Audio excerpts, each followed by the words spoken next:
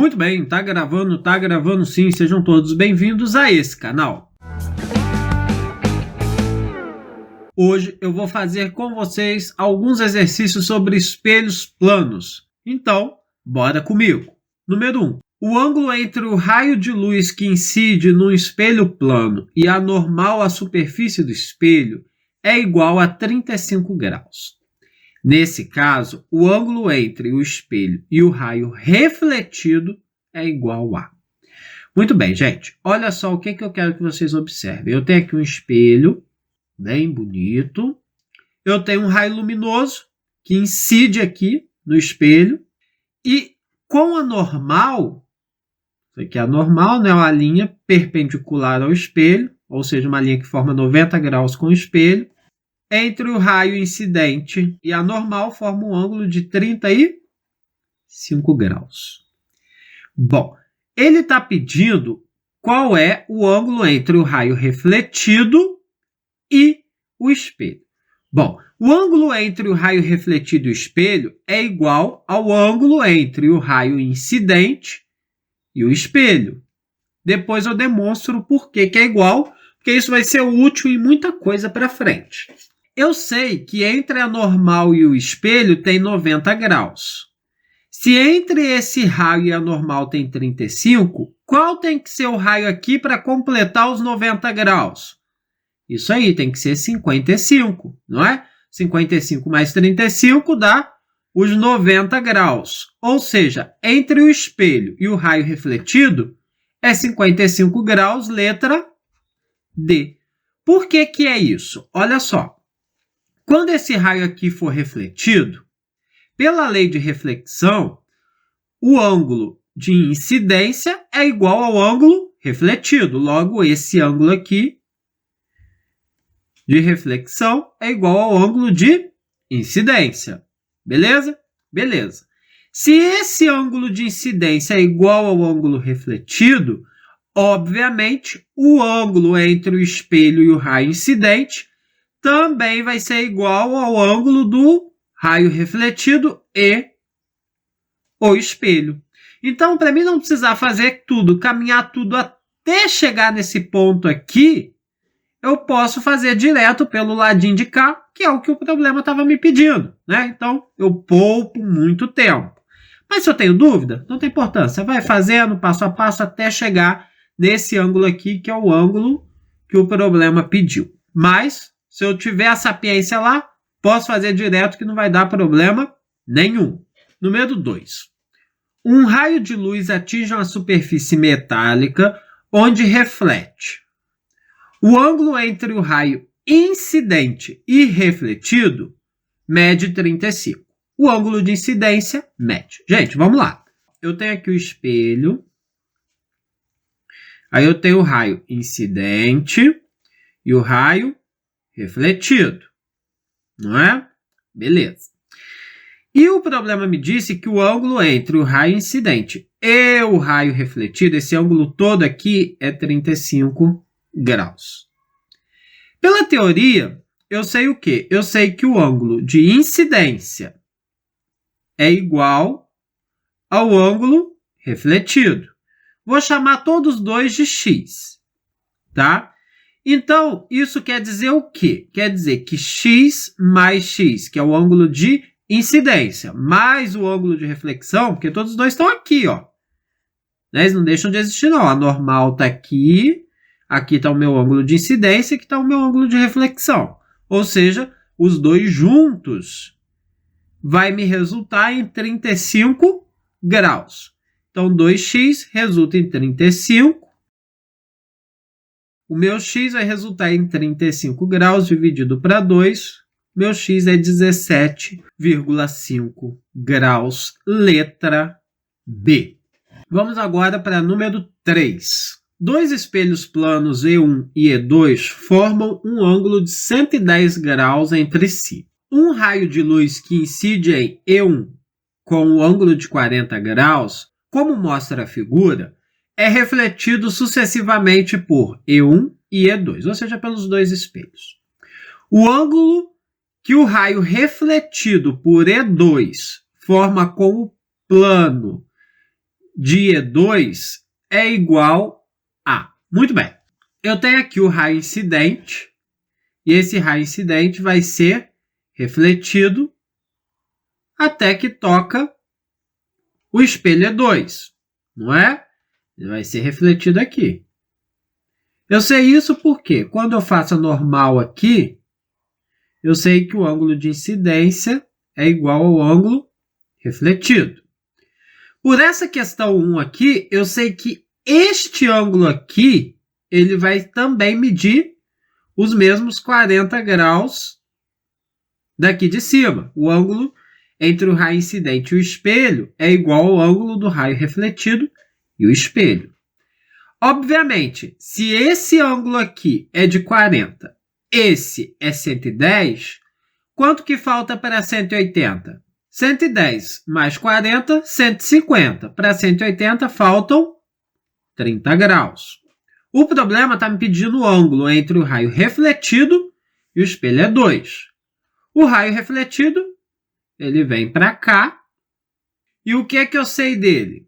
Eu sei que o ângulo entre o raio incidente e o espelho é igual ao ângulo entre o raio refletido e o espelho. Já que se eu fizer a normal aqui no ponto de incidência no espelho 2, o ângulo de incidência é igual ao ângulo refletido. Então, o ângulo entre o raio incidente e o espelho é igual ao ângulo entre o raio refletido e o espelho, já que incidência e refletido, os ângulos são iguais. Então, resposta letra B.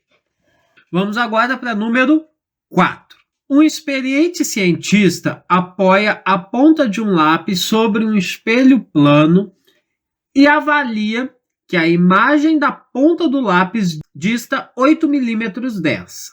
Com base nesta estimativa, conclui-se que a espessura do vidro é... Muito bem, gente. Olha só que conta besta que nós vamos ter que fazer.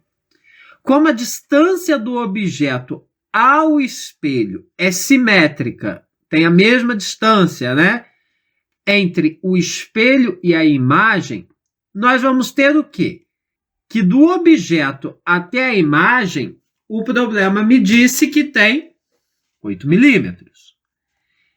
Se do objeto até a imagem eu tenho 8 milímetros e a distância entre o objeto e o espelho é igual do espelho à imagem, então a distância do objeto ao espelho vai ser a metade da distância entre o objeto e a imagem. Logo, a distância vai ser igual a 4 milímetros. Então, a espessura do vidro é de 4 milímetros, letra B. Um objeto está a 20 centímetros de um espelho plano. Um observador que se encontra diretamente atrás do objeto e a 50 centímetros do espelho, vê a imagem do objeto distante de si, A. Muito bem, vamos primeiro desvendar a questão do espelho e o objeto. Aqui eu tenho o espelho e aqui eu tenho um objeto. Vou representar por um tracinho, tá? Esse objeto está a uma distância de 20 centímetros do espelho. E distante do espelho, eu tenho um observador que está a 50 centímetros dele. Beleza. Eu quero saber a distância entre o observador e a imagem do objeto. A distância do objeto até o espelho é 20 centímetros, tá? E eu sei que a distância entre o espelho e a imagem desse objeto também tem que ser 20 centímetros. Então, a distância entre o observador e a imagem vai ser a distância dele até o espelho e do espelho até a imagem. 50 centímetros mais 20 centímetros vai dar 70 centímetros, letra B. Muito bem, vamos agora para o número 6. A figura representa a posição dos ponteiros de um relógio de parede visto refletido num espelho plano vertical paralelo ao relógio. Ou seja, o espelho está em pezinho de frente para o relógio. Pode-se afirmar que o relógio marca aproximadamente. Bom, quando eu tenho uma imagem no espelho, eu sei que ela está invertida. Então, quem é da direita foi para a esquerda e quem é da esquerda foi para a direita. Então, vai se inverter os ponteiros. Esse ponteiro grande que está para a direita, ele vai ficar exatamente na mesma posição, porém para a esquerda. E o ponteiro das horas, que estava aqui para a esquerda, vai ficar na mesma posição, só que para a direita. Mesma posição, tá? Se eu pegar aqui um plano vertical, eu consigo ver que eles estão na mesma distância, tá? Os ângulos aqui são iguais. Tá bom? Então, só se inverteu de lado. Então, em vermelho, eu vejo que é aproximadamente 3 horas e 55 minutos. Letra B. Vamos agora para o número 7. 2 espelhos planos verticais formam um ângulo de 120 graus conforme a figura. Um observador está no ponto A. Quantas imagens de si mesmo ele verá? Gente, se eu observar bem, esse observador A, ele está no plano bissetor dos 2 espelhos. Quando o observador está no plano bissetor, ele não vê nenhuma imagem. Tá bom? Se isso não basta para vocês, lembra daquela forma que o número de imagens é igual a 360 dividido pelo ângulo formado dos espelhos, menos 1, vai dar a quantidade de imagens, né? Bom, entre os 2 espelhos, eu vou ter esse ângulo aqui, ó. O giro todo eu tenho 360, menos 120 vai dar 240. 240 não é divisível para 360, vai dar 1,5.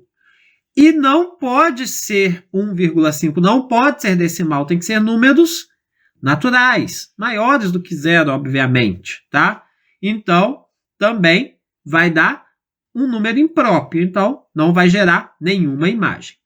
Se mesmo assim vocês não estão convencidos, eu vou aproveitar para mostrar para vocês a questão do campo visual. Para demonstrar que o observador que está no ponto A não vai ver nenhuma imagem de si próprio. Bom, primeira coisa que eu vou fazer o prolongamento do meu primeiro espelho aqui.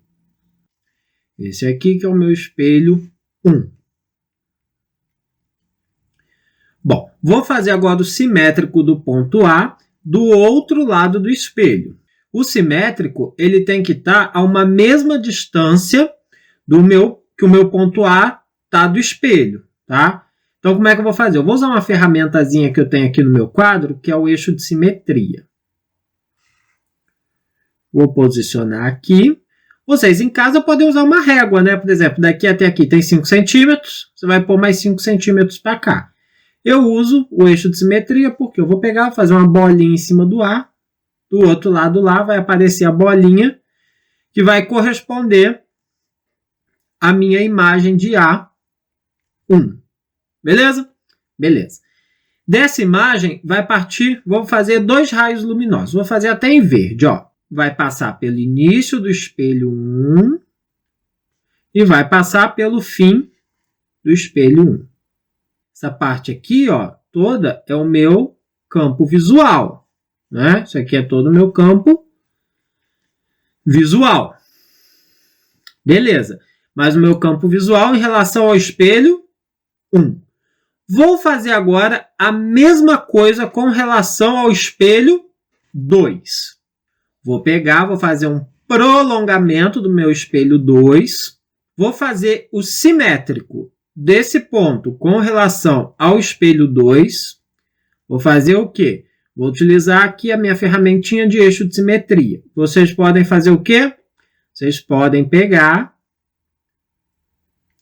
e podem utilizar a própria régua. Por exemplo, se daqui até aqui deu 5 centímetros, daqui até aqui você vai marcar 5 centímetros. Eu vou fazer uma bolinha aqui em cima do ponto A, que já vai aparecer o simétrico do outro lado.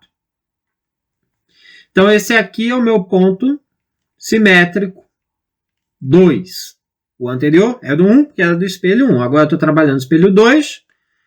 Vou fazer ele. Vou pegar aqui de outra cor, vou fazer duas linhas. Uma passando pelo início do espelho e outra passando pelo fim do espelho. Essa região sombreada toda aqui, essa região marcada, né? É todo o meu campo visual. Em relação ao espelho 2. Juntando do espelho 1 e do espelho 2, eu consigo observar o quê? Eu consigo observar que o ponto onde está o observador não está em nenhuma das duas áreas em que eu tenho o meu campo visual. Esse observador só vai conseguir enxergar o que está daqui para lá e o que está daqui para cá.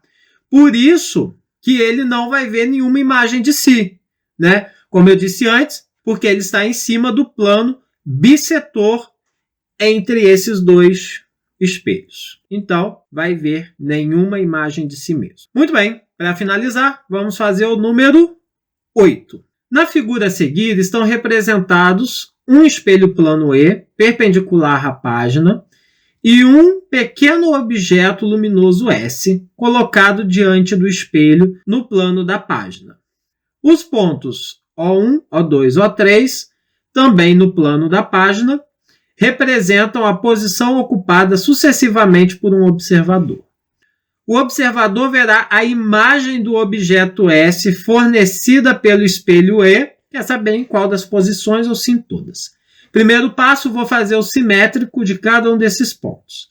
Esse ponto 1 está a 2 quadrinhos do espelho. Então, 2 quadrinhos.